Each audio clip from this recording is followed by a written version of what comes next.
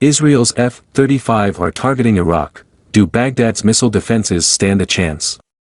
Most experts assessed claims of an Israeli attack on Iraqi targets to be true.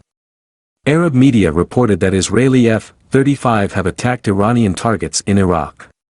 Al Arabiya television reported that the strike hit Iranian ballistic missiles being transported in refrigerated food trucks. A second strike targeted another Iranian base, according to Asharq al-Awsat. The Ashraf base in Iraq, a former base used by the Iranian opposition People's Mujahideen of Iran, was targeted by an air raid, according to the newspaper. The base lies 80 kilometers from the border with Iran and 40 kilometers northeast of Baghdad.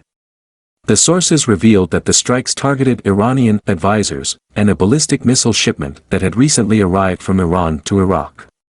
Compounding the mystery were initial reports that unidentified drones conducted the attacks.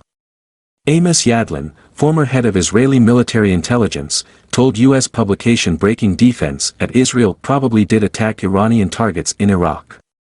Apparently, Israel is really operating in Iraq, he said.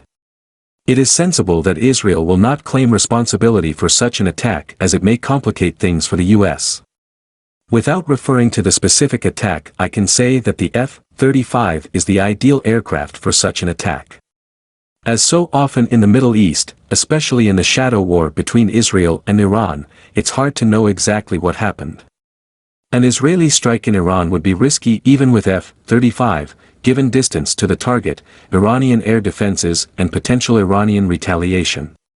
But Tel Aviv to Baghdad is less than 600 miles. Israeli aircraft could fly over Syria or even Jordan. Weakened by years of warfare and a dysfunctional government and military, Iraqi defenses wouldn't pose much of a threat. Iraq would be a fairly safe test as the Israeli Air Force absorbs its F-35.